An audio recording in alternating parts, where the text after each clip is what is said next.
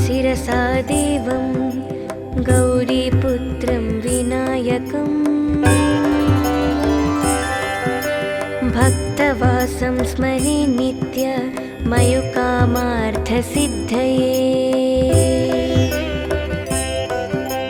प्रथमं वक्रतुण्डं च एकदन्तं द्वितीयकम् तृतीयं कृष्णपिङ्गाक्षं गजवक्त्रं चतुर्थकम् लम्बोदरं पञ्चमं च षष्ठं विकटमेव च सप्तमं विघ्नराजेन्द्र दूर्मवर्णं तदाष्टमम् नवमं फलचन्द्रं च दशमं तु विनायकम् एकादशं गणपतिं द्वादशं तु गजाननम्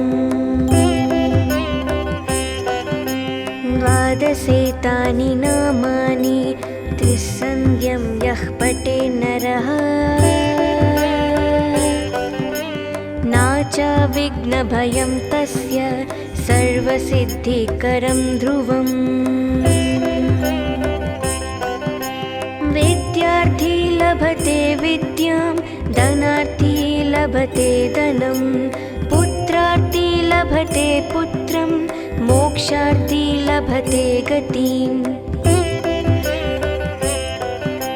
जपेत् गणपतिस्तोत्रं शतभिर्मासे वित्फलं लभेत् संवत्सरेण सिद्धिं च लभते नत्र संशयः अष्टनं ब्राह्मणं च लिखित्वा यः समर्पयेत् तस्य विद्या भवेत् सर्वा गणेशाय प्रसादतः इति श्रीनारदपुराणे संकष्टनाशनं नाम श्रीगणपतिस्तोत्रं सम्पूर्णम्।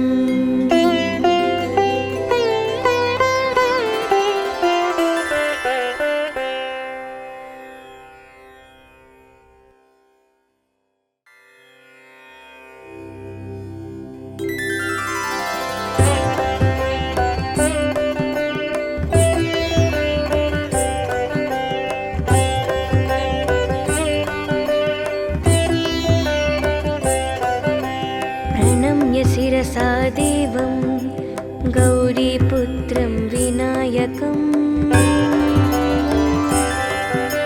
भक्तवासं स्मरे नित्य मयुकामार्थसिद्धये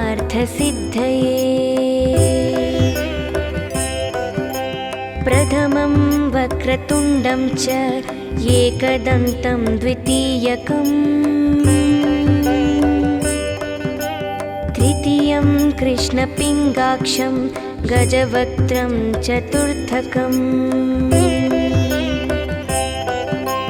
लम्बोदरं पञ्चमं च षष्ठं विकटमेव च सप्तमं विघ्नराजेन्द्र दूर्मवर्णं तदाष्टमम्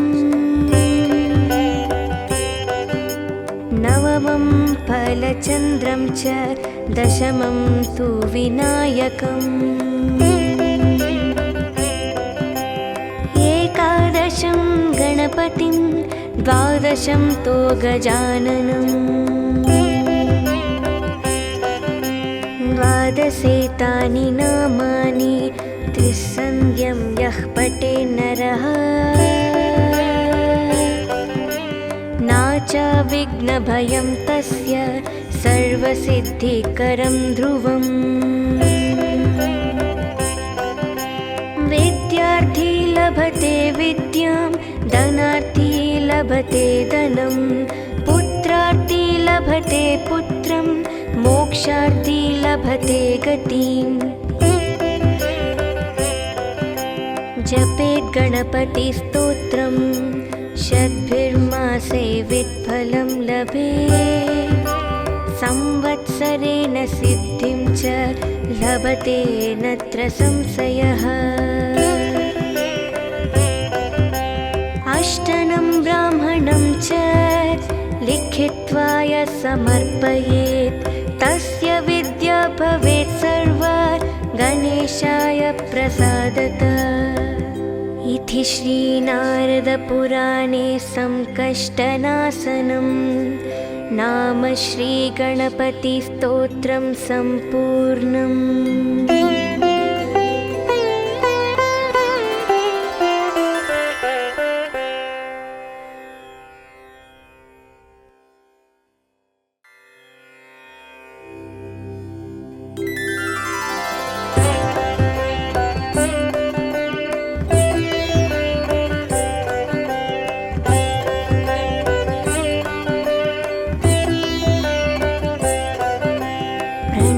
शिरसा देवं गौरीपुत्रं विनायकम् भक्तवासं स्मरे नित्य मयुकामार्थसिद्धये। प्रथमं वक्रतुण्डं च एकदन्तं द्वितीयकम् तृतीयं कृष्णपिङ्गाक्षं गजवक्त्रं चतुर्थकम् लम्बोदरं पञ्चमं च षष्ठं विकटमेव च सप्तमं विघ्नराजेन्द्र दूर्मवर्णं तदाष्टमम् नवमं फलचन्द्रं च दशमं तु विनायकम् एकादशं गणपतिं द्वादशं तु गजाननम् द्वादशेतानि नामानि त्रिसन्ध्यं यः पठे नरः नाचा विघ्नभयं तस्य सर्वसिद्धिकरं ध्रुवम्। विद्यार्थी लभते विद्यां धनार्थी लभते धनं पुत्रार्थी लभते पुत्रं मोक्षार्थी लभते गतिम्। जपेत् गणपतिस्तोत्रं षड्भिर्मासे वित्फलं लभेत् संवत्सरेण सिद्धिं च लभते नत्र संशयः। अष्टनं ब्राह्मणं च लिखित्वा य समर्पयेत् तस्य विद्या भवेत् सर्वा गणेशाय प्रसादतः। इति श्रीनारदपुराणे संकष्टनाशनं नाम श्रीगणपतिस्तोत्रं सम्पूर्णम्।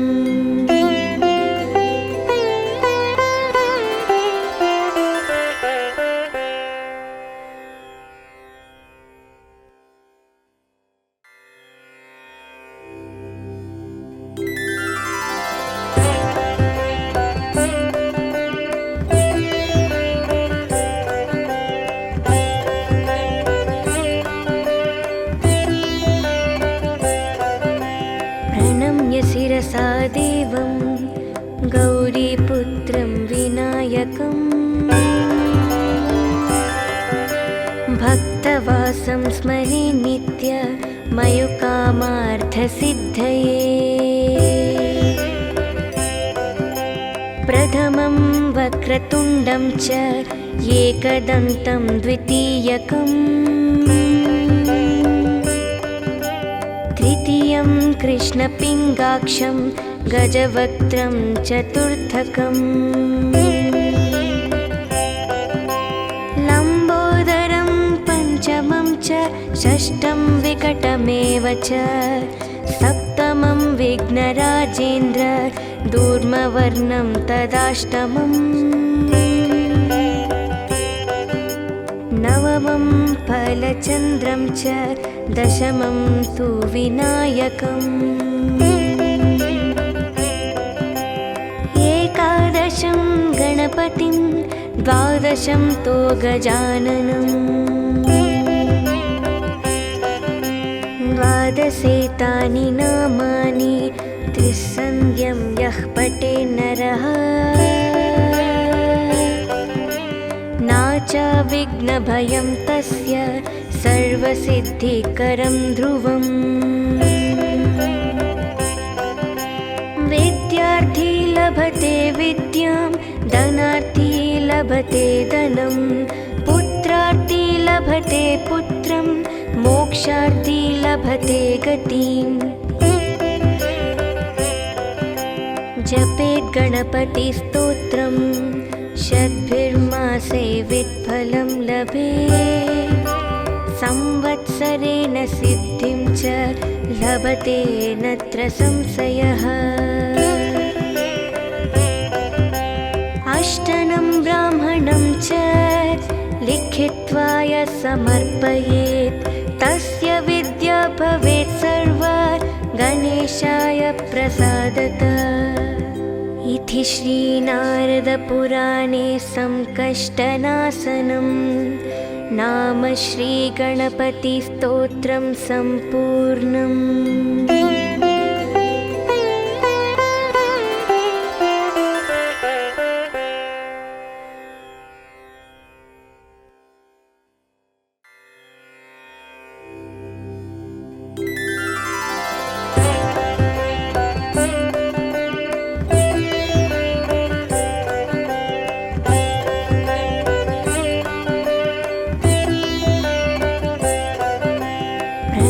शिरसा देवं गौरीपुत्रं विनायकम् भक्तवासं स्मरे नित्य मयुकामार्थसिद्धये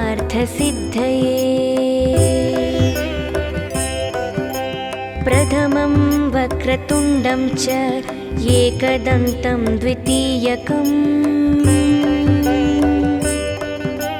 तृतीयं कृष्णपिङ्गाक्षं गजवक्त्रं चतुर्थकम् लम्बोदरं पञ्चमं च षष्ठं विकटमेव च सप्तमं विघ्नराजेन्द्र दूर्मवर्णं तदाष्टमम् नवमं फलचन्द्रं च दशमं तु विनायकम् एकादशं गणपतिं द्वादशं तु गजाननम् द्वादशेतानि नामानि त्रिसन्ध्यं यः पठे नरः नाचाविघ्नभयं तस्य सर्वसिद्धिकरं ध्रुवम् विद्यार्थी लभते विद्यां धनार्थी लभते धनं पुत्रार्थी लभते पुत्रं मोक्षार्थी लभते गतिम् जपेत् गणपतिस्तोत्रं शतभिर्मासे वित्फलं लभेत् संवत्सरेण सिद्धिं च लभते नत्र संशयः अष्टनं ब्राह्मणं च लिखित्वा यः समर्पयेत् तस्य विद्या भवेत् सर्वा गणेशाय प्रसादतः इति श्रीनारदपुराणे संकष्टनाशनं नाम श्रीगणपतिस्तोत्रं सम्पूर्णम्।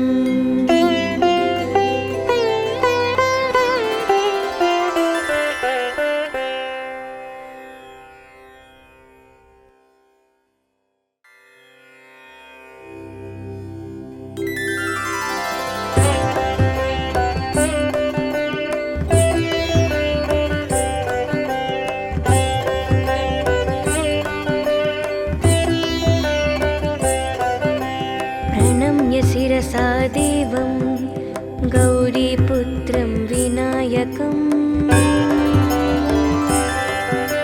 भक्तवासं स्मरे नित्य मयुकामार्थसिद्धये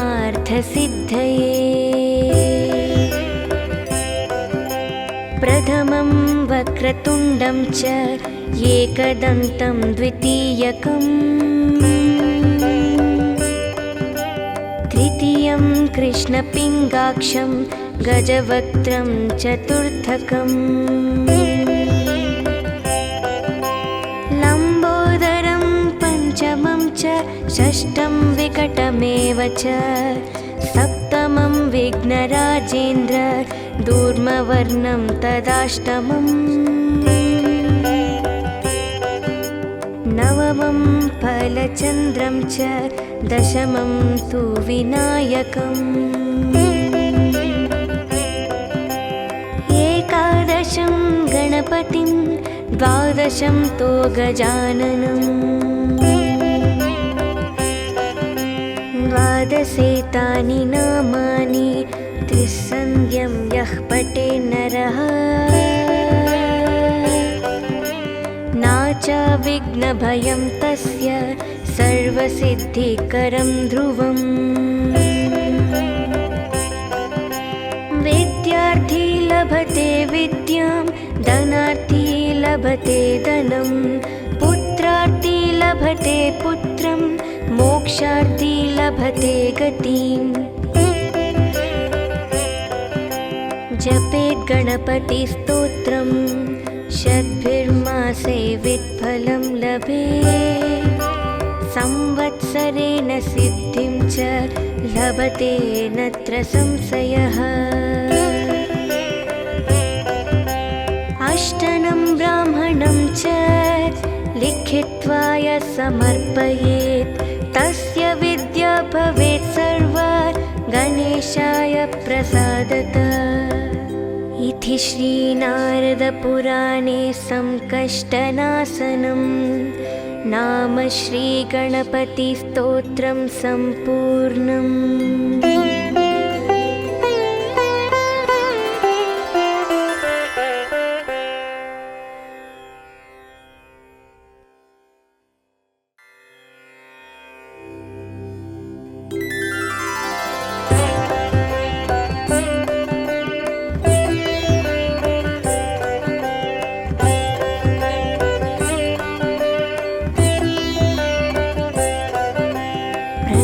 शिरसा देवं गौरीपुत्रं विनायकम्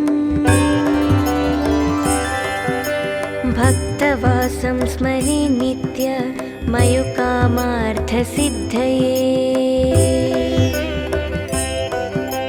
प्रथमं वक्रतुण्डं च एकदन्तं द्वितीयकम् तृतीयं कृष्णपिङ्गाक्षं गजवक्त्रं चतुर्थकम् लम्बोदरं पञ्चमं च षष्ठं विकटमेव च सप्तमं विघ्नराजेन्द्र दूर्मवर्णं तदाष्टमम्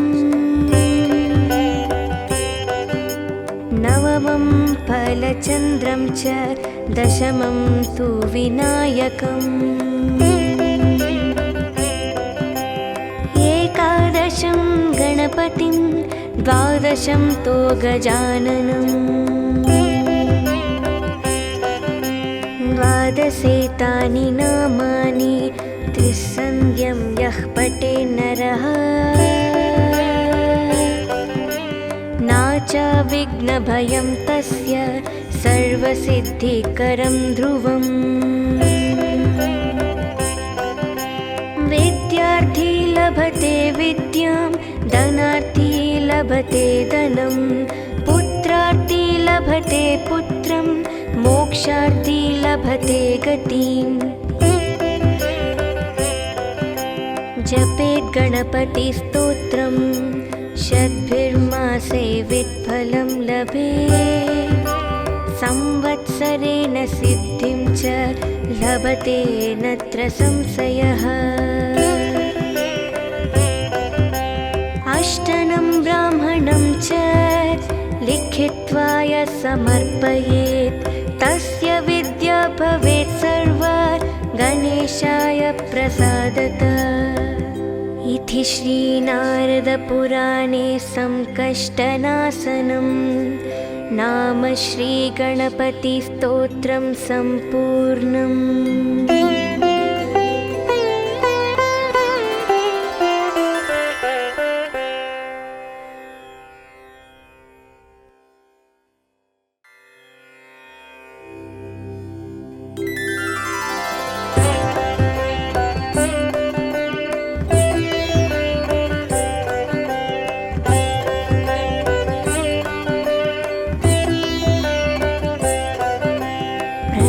शिरसा देवं गौरीपुत्रं विनायकम् भक्तवासं स्मरे नित्य मयुकामार्थसिद्धये। प्रथमं वक्रतुण्डं च एकदन्तं द्वितीयकम् तृतीयं कृष्णपिङ्गाक्षं गजवक्त्रं चतुर्थकम् लम्बोदरं पञ्चमं च षष्ठं विकटमेव च सप्तमं विघ्नराजेन्द्र दूर्मवर्णं तदाष्टमम् नवमं फलचन्द्रं च दशमं तु विनायकम् एकादशं गणपतिं द्वादशं तु गजाननम्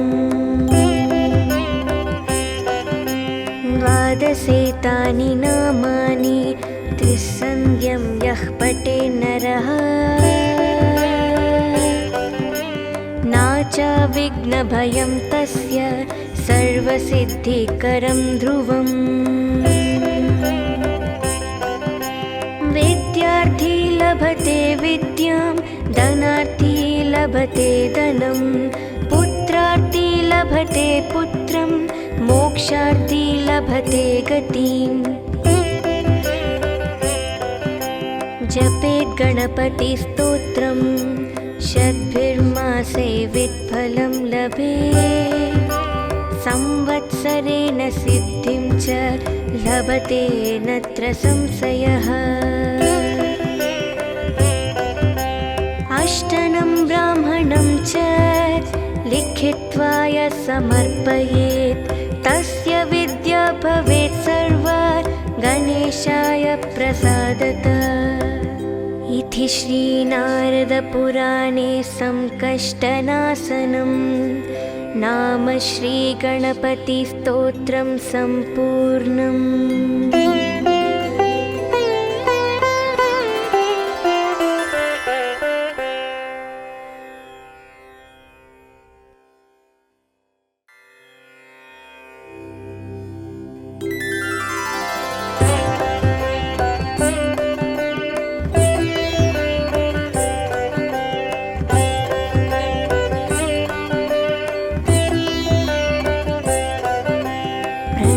शिरसा देवं गौरीपुत्रं विनायकम्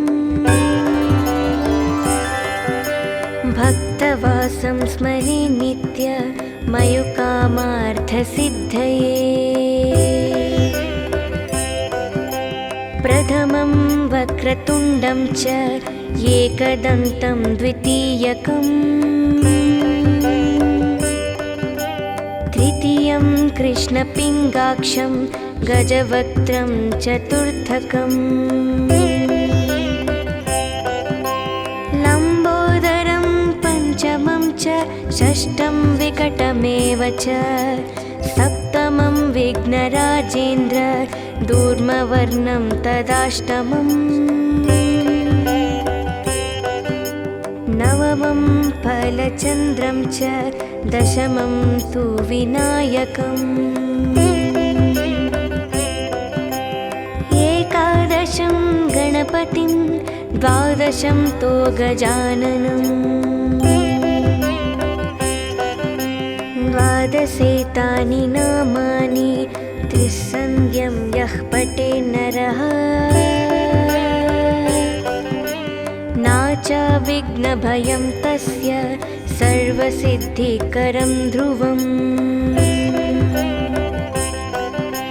विद्यार्थी लभते विद्यां, धनार्थी लभते धनं, पुत्रार्थी लभते पुत्रं, मोक्षार्थी लभते गतिम्। जपेत् गणपतिस्तोत्रं, शतभिर्मासे वित्फलं लभेत्, संवत्सरेण सिद्धिं च लभते नत्र संशयः। अष्टनं ब्राह्मणं च लिखित्वा यः समर्पयेत्, तस्य विद्या भवेत् सर्वा गणेशाय प्रसादतः। इति श्रीनारदपुराणे संकष्टनाशनं नाम श्रीगणपतिस्तोत्रं सम्पूर्णम्।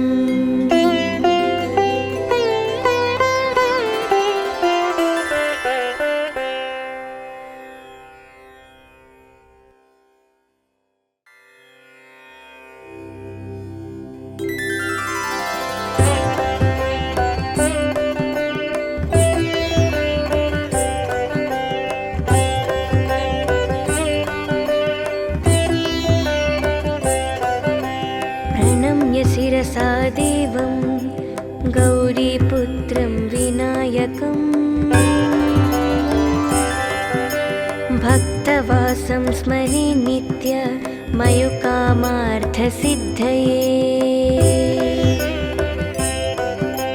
प्रथमं वक्रतुण्डं च एकदन्तं द्वितीयकम्, तृतीयं कृष्णपिङ्गाक्षं गजवक्त्रं चतुर्थकम्,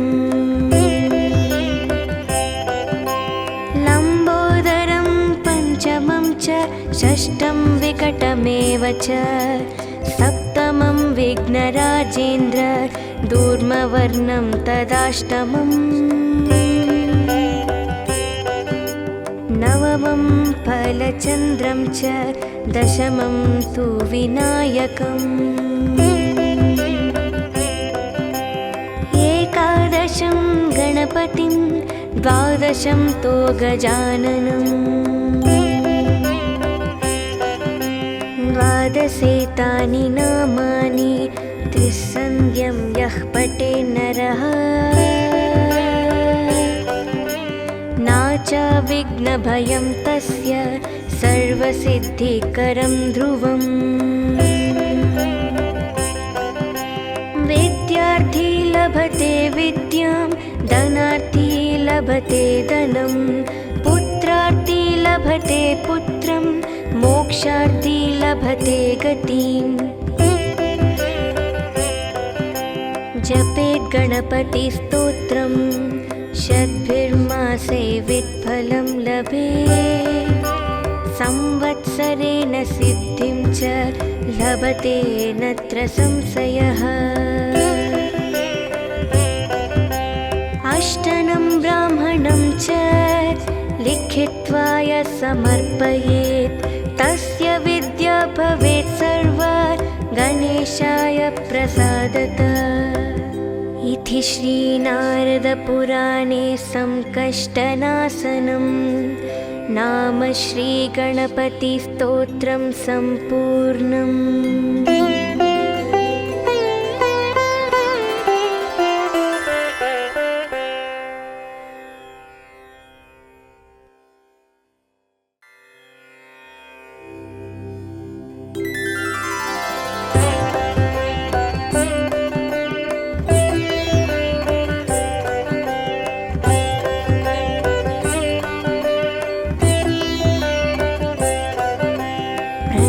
शिरसा देवं गौरीपुत्रं विनायकम्, भक्तवासं स्मरे नित्य मयुकामार्थसिद्धये।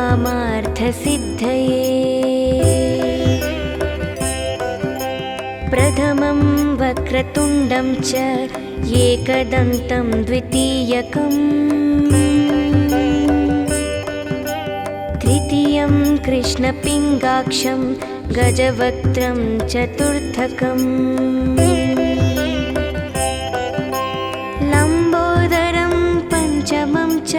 षष्ठं विकटमेव च सप्तमं विघ्नराजेन्द्र दूर्मवर्णं तदाष्टमम् नवमं फलचन्द्रं च दशमं तु विनायकम् एकादशं गणपतिं द्वादशं तु गजाननम् द्वादशेतानि नामानि त्रिसन्ध्यं यः पठे नरः नाचा विघ्नभयं तस्य सर्वसिद्धिकरं ध्रुवम् विद्यार्थी लभते विद्यां धनार्थी लभते धनं पुत्रार्थी लभते पुत्रं मोक्षार्थी लभते गतिम् जपेत् गणपतिस्तोत्रं शतभिर्मासे वित्फलं लभेत् संवत्सरेण सिद्धिं च लभते नत्र संशयः अष्टनं ब्राह्मणं च लिखित्वा यः समर्पयेत् तस्य विद्या भवेत् सर्वा गणेशाय प्रसादतः इति श्रीनारदपुराणे संकष्टनाशनं नाम श्रीगणपतिस्तोत्रं सम्पूर्णम्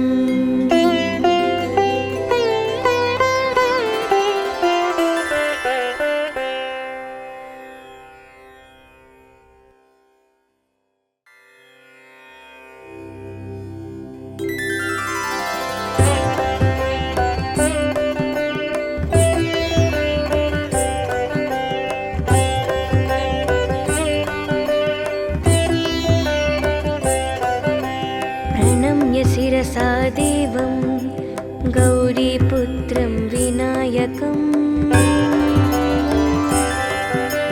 भक्तवासं स्मरे नित्य मयुकामार्थसिद्धये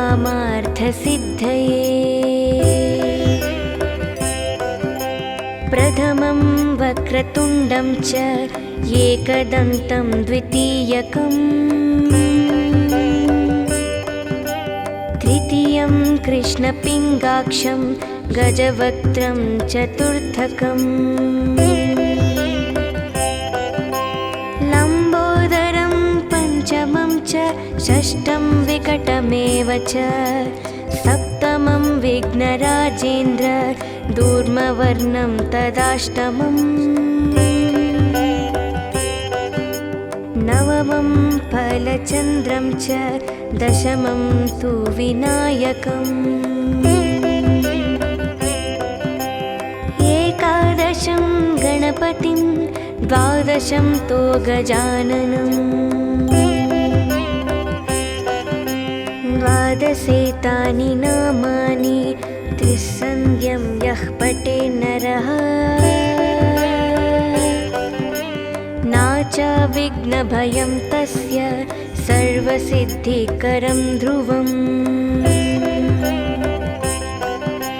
विद्यार्थी लभते विद्यां धनार्थी लभते धनं पुत्रार्थी लभते पुत्रं मोक्षार्थी लभते गतिम् जपेत् गणपतिस्तोत्रं शतभिर्मासे वित्फलं लभेत् संवत्सरेण सिद्धिं च लभते नत्र संशयः अष्टनं ब्राह्मणं च लिखित्वा यः समर्पयेत् तस्य विद्या भवेत् सर्वा गणेशाय प्रसादतः इति श्रीनारदपुराणे संकष्टनाशनं नाम श्रीगणपतिस्तोत्रं सम्पूर्णम्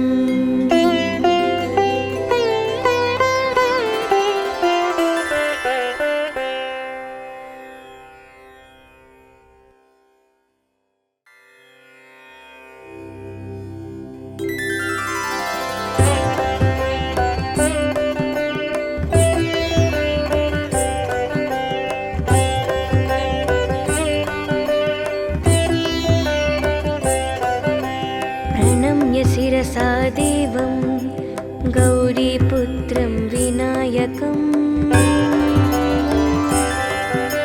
भक्तवासं स्मरे नित्य मयुकामार्थसिद्धये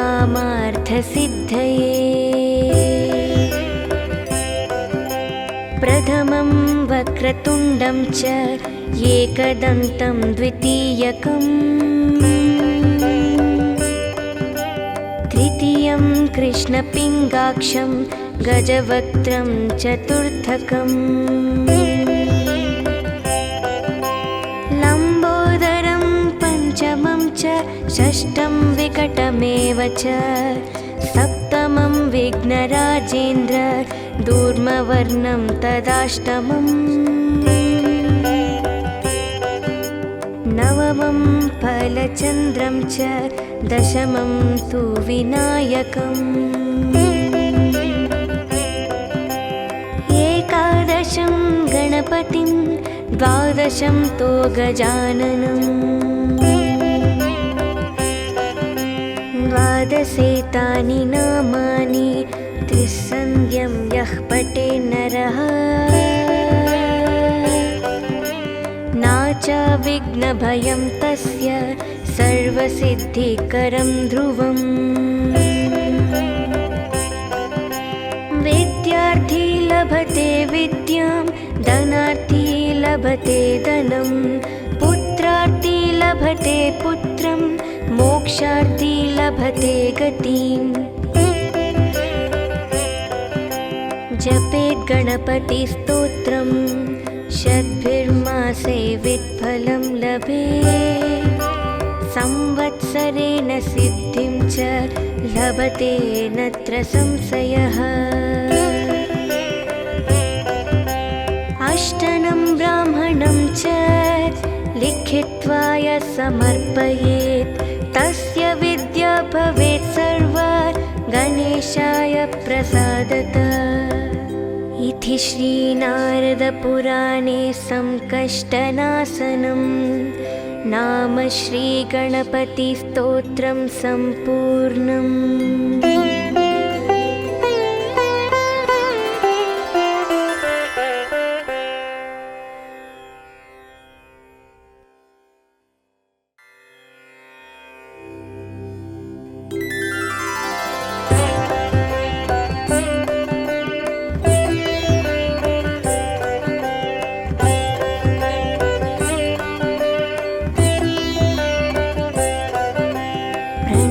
शिरसा देवं गौरीपुत्रं विनायकम् भक्तवासं स्मरे नित्य मयुकामार्थसिद्धये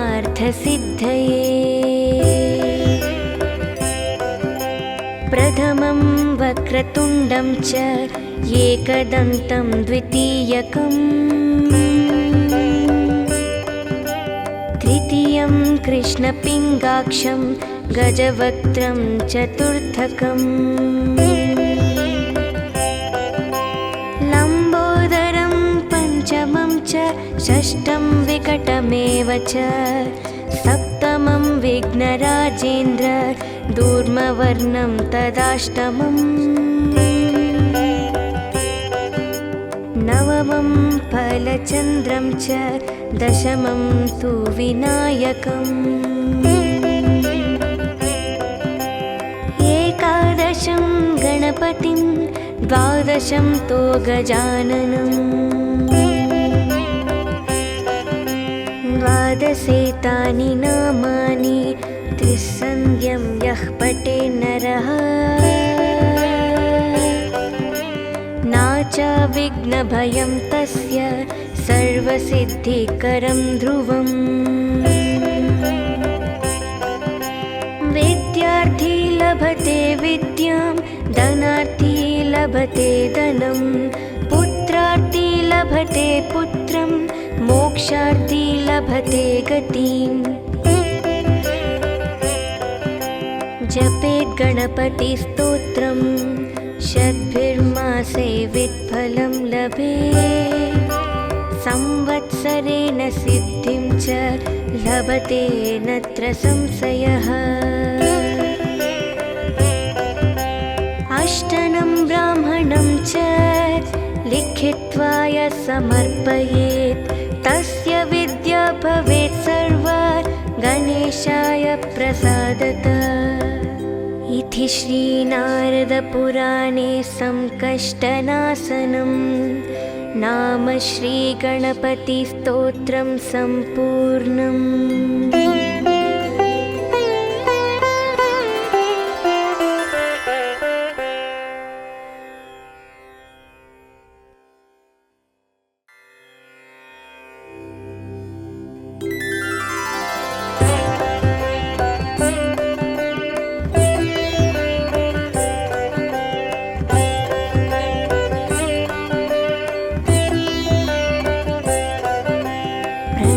शिरसा देवं गौरीपुत्रं विनायकम् भक्तवासं स्मरे नित्य मयुकामार्थसिद्धये। प्रथमं वक्रतुण्डं च एकदन्तं द्वितीयकम् तृतीयं कृष्णपिङ्गाक्षं गजवक्त्रं चतुर्थकम् लम्बोदरं पञ्चमं च षष्ठं विकटमेव च सप्तमं विघ्नराजेन्द्र दूर्मवर्णं तदाष्टमम् नवमं फलचन्द्रं च दशमं तु विनायकम् एकादशं गणपतिं द्वादशं तु गजाननम् द्वादशेतानि नामानि त्रिसन्ध्यं यः पठे नरः नाच विघ्नभयं तस्य सर्वसिद्धिकरं ध्रुवम्। विद्यार्थी लभते विद्यां धनार्थी लभते धनं पुत्रार्थी लभते पुत्रं मोक्षार्थी लभते गतिम्। जपेत् गणपतिस्तोत्रं षड्भिर्मासे वित्फलं लभेत् संवत्सरेण सिद्धिं च लभते नत्र संशयः। अष्टनं ब्राह्मणं च लिखित्वा य समर्पयेत् तस्य विद्या भवेत् सर्वा गणेशाय प्रसादतः। इति श्रीनारदपुराणे संकष्टनाशनं नाम श्रीगणपतिस्तोत्रं सम्पूर्णम्।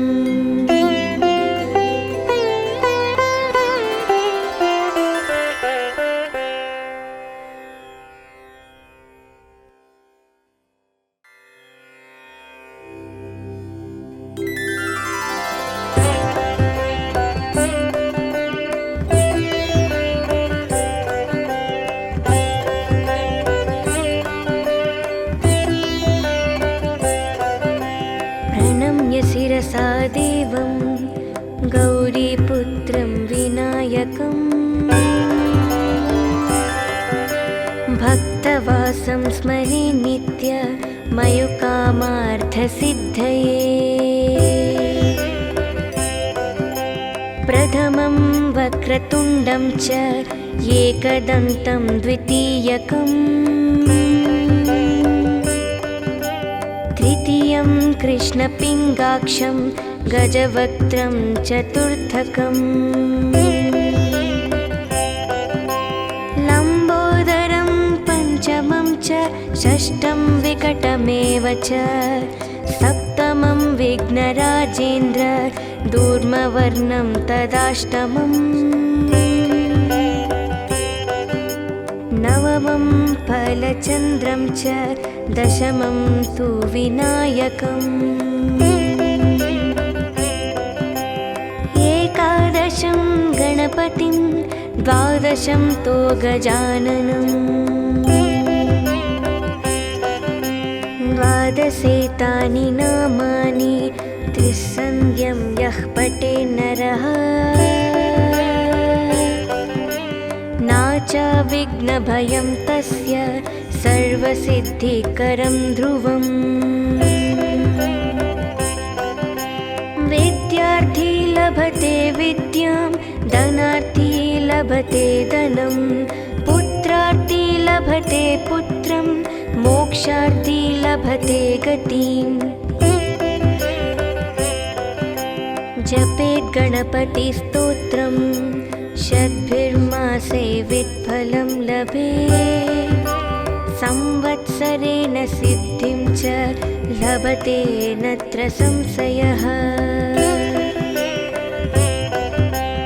अष्टनं ब्राह्मणं च लिखित्वा यः समर्पयेत् तस्य विद्या भवेत् सर्वा गणेशाय प्रसादतः इति श्रीनारदपुराणे संकष्टनाशनं नाम श्रीगणपतिस्तोत्रं सम्पूर्णम्।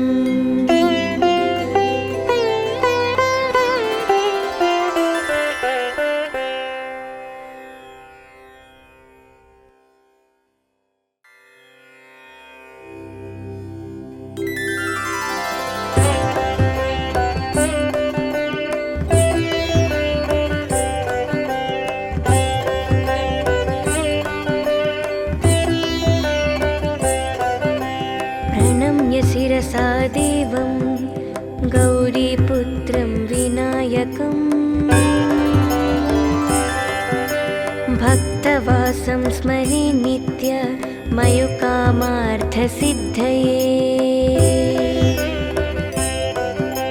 प्रथमं वक्रतुण्डं च एकदन्तं द्वितीयकम् तृतीयं कृष्णपिङ्गाक्षं गजवक्त्रं चतुर्थकम् लम्बोदरं पञ्चमं च षष्ठं विकटमेव च सप्तमं विघ्नराजेन्द्र दूर्मवर्णं तदाष्टमम् नवमं फलचन्द्रं च दशमं तु विनायकम् एकादशं गणपतिं द्वादशं तु गजाननम् द्वादशेतानि नामानि त्रिसन्ध्यं यः पठे नरः नाचाविघ्नभयं तस्य सर्वसिद्धिकरं ध्रुवम् विद्यार्थी लभते विद्यां धनार्थी लभते धनं पुत्रार्थी लभते पुत्रं मोक्षार्थी लभते गतिम् जपेत् गणपतिस्तोत्रं शतभिर्मासे वित्फलं लभेत् संवत्सरेण सिद्धिं च लभते नत्र संशयः अष्टनं ब्राह्मणं च लिखित्वा यः समर्पयेत् तस्य विद्या भवेत् सर्वा गणेशाय प्रसादतः इति श्रीनारदपुराणे संकष्टनाशनं नाम श्रीगणपतिस्तोत्रं सम्पूर्णम्।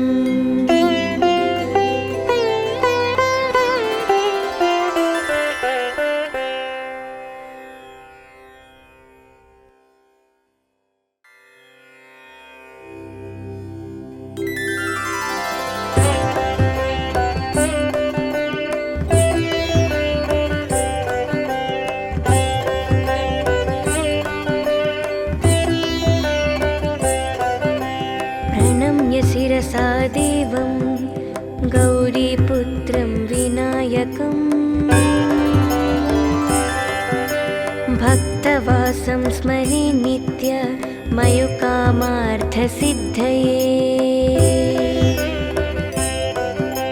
प्रथमं वक्रतुण्डं च एकदन्तं द्वितीयकम् तृतीयं कृष्णपिङ्गाक्षं गजवक्त्रं चतुर्थकम् लम्बोदरं पञ्चमं च षष्ठं विकटमेव च सप्तमं विघ्नराजेन्द्र दूर्मवर्णं तदाष्टमम् नवमं फलचन्द्रं च दशमं तु विनायकम् एकादशं गणपतिं द्वादशं तु गजाननम् द्वादशेतानि नामानि त्रिसन्ध्यं यः पठे नरः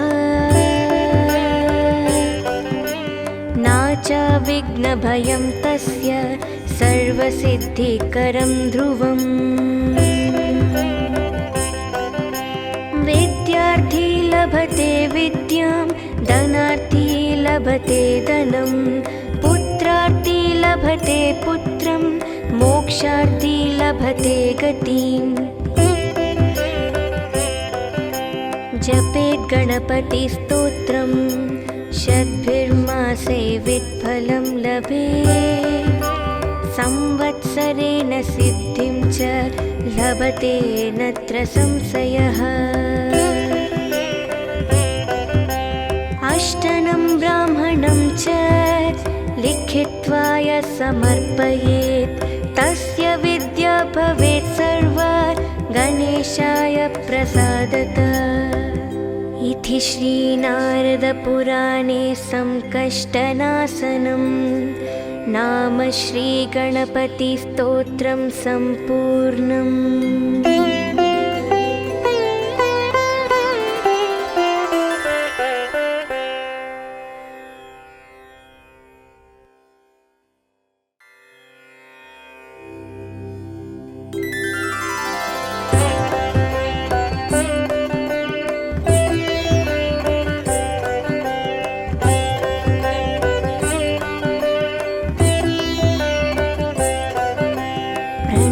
शिरसा देवं गौरीपुत्रं विनायकम् भक्तवासं स्मरे नित्य मयुकामार्थसिद्धये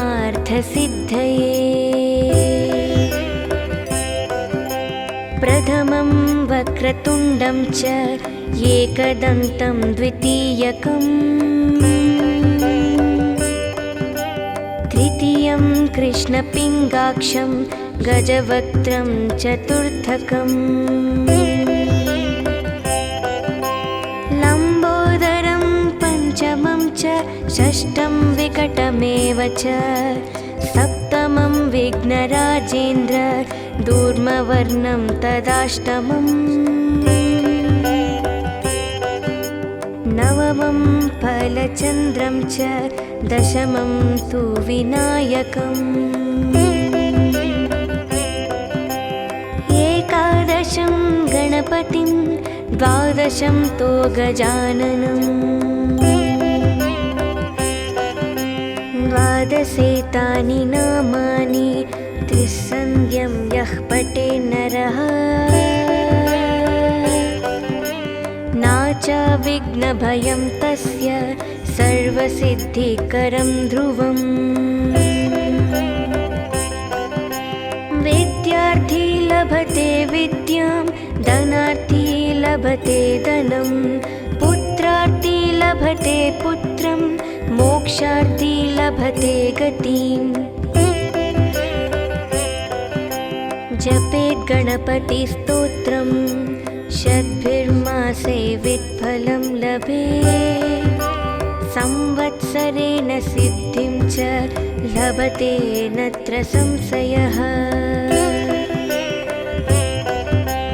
अष्टनं ब्राह्मणं च लिखित्वा यः समर्पयेत् तस्य विद्या भवेत् सर्वा गणेशाय प्रसादतः इति श्रीनारदपुराणे संकष्टनाशनं नाम श्रीगणपतिस्तोत्रं सम्पूर्णम्।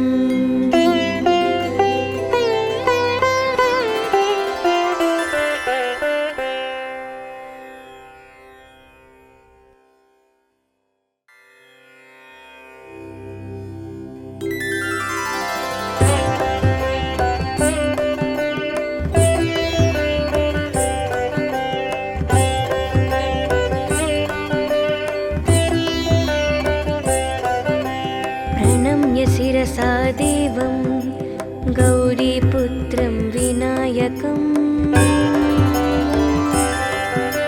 भक्तवासं स्मरे नित्य मयुकामार्थसिद्धये। प्रथमं वक्रतुण्डं च एकदन्तं द्वितीयकम् तृतीयं कृष्णपिङ्गाक्षं गजवक्त्रं चतुर्थकम् लम्बोदरं पञ्चमं च षष्ठं विकटमेव च सप्तमं विघ्नराजेन्द्र दूर्मवर्णं तदाष्टमम्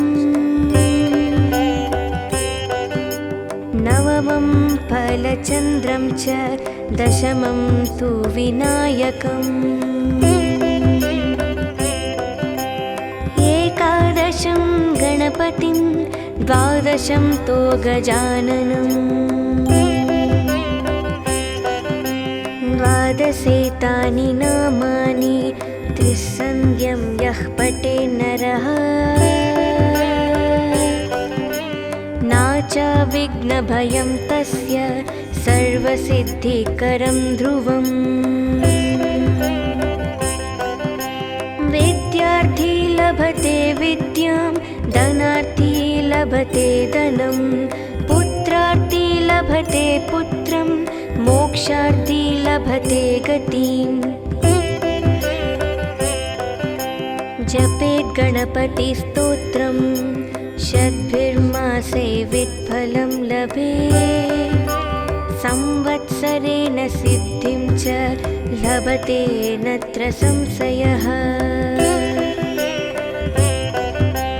अष्टनं ब्राह्मणं च लिखित्वा यः समर्पयेत् तस्य विद्या भवेत् सर्वा गणेशाय प्रसादतः।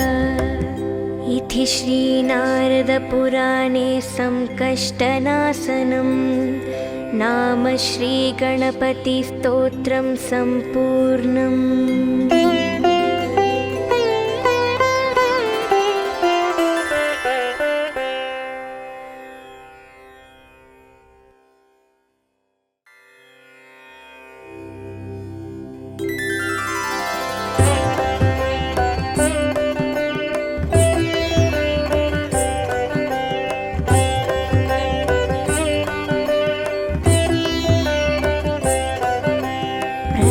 शिरसा देवं गौरीपुत्रं विनायकम्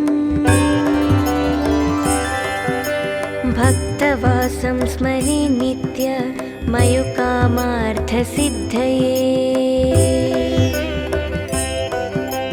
प्रथमं वक्रतुण्डं च एकदन्तं द्वितीयकम् तृतीयं कृष्णपिङ्गाक्षं गजवक्त्रं चतुर्थकम्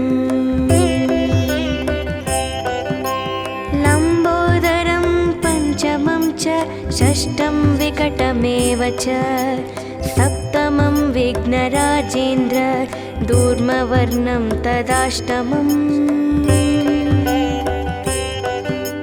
नवमं फलचन्द्रं च दशमं तु विनायकम् एकादशं गणपतिं द्वादशं तु गजाननम् द्वादशेतानि नामानि त्रिसन्ध्यं यः पठे नरः नाच विघ्नभयं तस्य सर्वसिद्धिकरं ध्रुवम्। विद्यार्थी लभते विद्यां, धनार्थी लभते धनं, पुत्रार्थी लभते पुत्रं, मोक्षार्थी लभते गतिम्। जपेत् गणपतिस्तोत्रं शतभिर्मासे वित्फलं लभेत्। संवत्सरेण सिद्धिं च लभते नत्र संशयः। अष्टनं ब्राह्मणं च लिखित्वा यः समर्पयेत्, तस्य विद्या भवेत् सर्वा गणेशाय प्रसादतः। इति श्रीनारदपुराणे संकष्टनाशनं नाम श्रीगणपतिस्तोत्रं सम्पूर्णम्।